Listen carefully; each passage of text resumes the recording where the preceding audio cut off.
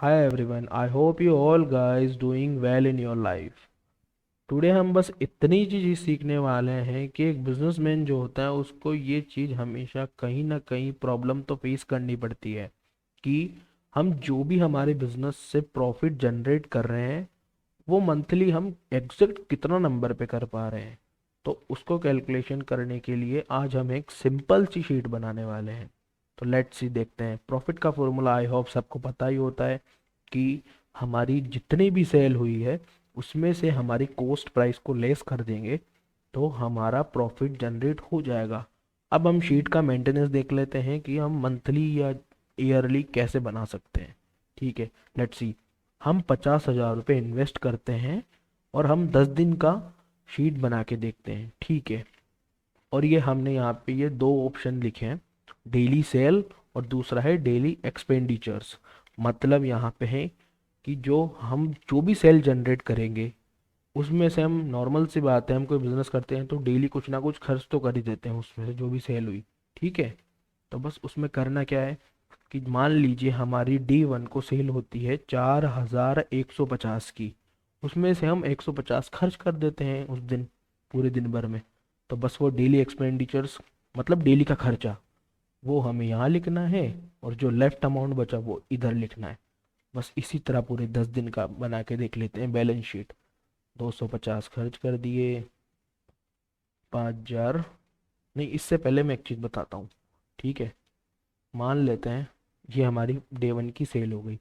अब हम क्या देखते हैं कि यार ये जो 4,000 रुपये हमारे पास बचे उसका क्यों ना और स्टॉक खरीद लिया जाए, मतलब सामान और इकट्ठा खेल लिया जाए, मतलब इन्वेस्टमेंट में लगा दिया जाए। तो ये 4,000 यहाँ पे ऐड कर दो। ठीक है, तो ये 4,000 का हो गया। अब मान लो दूसरे दिन सेल होती है। ठीक है, जो भी सेल होती है उसमें 250 माइनस कर दिए और फिर 5,000 हमारे पास बच गए। ठीक है, फिर उससे अगले दिन, मतलब डे थर्ड को 300 खर्च कर दिए, 3,000 बच गए। फिर चौथे दिन को 500 खर्च कर दिए, 2,200 बच गए। ठीक है, इसी तरह पाँचवें दिन को 600 खर्च कर दिए और हमारे पास 2,800 बच जाते हैं। ठीक है, 2,800 बच गए। उसी तरह छठवें दिन को 800 हमने खर्च कर दिया डेली पूरी सेल में से। ठीक है, तो उसमें से 2,735 रुपये हमारे पास बचते हैं। और इसी तरह अगले दिन 700 खर्च कर दिए और हमारे पास 2,936 बच जाते हैं। जो भी सेल हुई उसमें से 700 लेस कर दिए तो 2,936 बच गए। ठीक है, उसी तरह आठवें दिन 638 खर्च कर दिए, 638। ठीक है, और हमारे पास बच जाते हैं 15,525 रुपये। भाई यहाँ हो गई सेल तगड़ी। ठीक है, अब इसी तरह हम 90 दिन 995 खर्च कर देते हैं। ठीक है, और 12,000 रुपये हमारे पास लेफ्ट अमाउंट बच जाता है। इसी तरह लास्ट डे 525 हमने खर्च कर दिए और 30,000 रुपये हमारे पास बच चुके हैं। ठीक है, तो बस यहाँ पे आपका गेम ओवर हो चुका है। करना कुछ नहीं है, सपोज दैट। ठीक है, डेली हमारी ये सेल हो गई। अब आपकी जो टोटल सेल हुई है ना वो 80,196 प्लस 4,758 की हुई है। इसको हमने अलग से इसलिए लिखा था क्योंकि ये अमाउंट तो हमारे पास बचा नहीं है। ठीक है, जो हमारे पास अमाउंट है उसी में से तो हम हमारी कॉस्ट हटाएंगे और जो बचा हुआ प्रॉफिट होगा ना वो बचेगा। तो यहाँ पे हम कैलकुलेट करके देखते हैं। ठीक है, मान लेते हैं, मान लेते क्या दिख ही रहा है अब तो।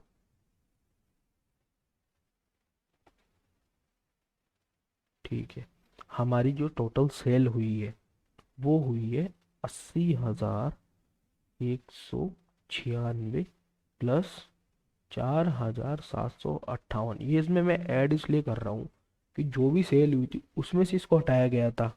ठीक है, तो वो जो हटाया गया था वो भी तो सेल का ही पार्ट था ना। तो एक बार यहाँ पे टोटल सेल हो गई 84,954। अब उसमें से हमें क्या लेस करना है, 54,000। ठीक है, 5,000, सॉरी, 54,000।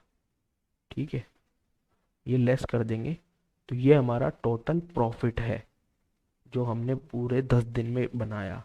अब इस प्रॉफिट में से हमने कितना खर्च कर चुका ऑलरेडी, 4758 ये हम कर दिए, और ये नेट अमाउंट हमारे पास बचेगा। ठीक है, नेट अमाउंट हमारे पास बचेगा। बस आपको इतनी सी शीट को मेंटेन करना है और आपका काम हो जाएगा। अब लेकिन एक क्वेश्चन आप यहाँ पूछ सकते हैं कि जो हमने डे 1 में सेल किया था, जो 4000 बचे थे हमारे पास, उसका पूरा सामान हम ले आए वापस, तो डे 1 तो कुछ बचा नहीं, तो 4000 हमने यहाँ पे ऐड क्यों किया इसमें, डेली सेल वाले कॉलम में। ठीक है, उसका मैं आपको रीज़न बताता हूँ। जो हमने यहाँ पे ये 4000 यहाँ ये किया है, लिखा है, मतलब यहाँ से यहाँ शिफ्ट कर दिया, बट यहाँ से इरेज क्यों नहीं किया, उसका रीज़न बताता हूँ।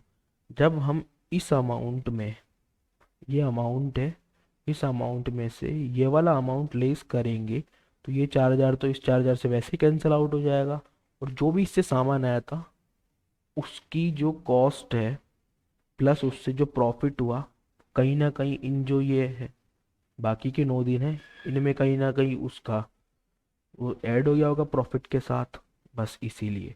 तो एट दी एंड जो आपके पास जो पैसा बचेगा ना, वो ये 4000 कम में बचेगा, तो उसमें से अपना 50,000 हटा दो भाई। फिर यहाँ पे ये भी मत लिखिए आप, बता देता हूँ मैं आपको ये भी कैलकुलेट करके।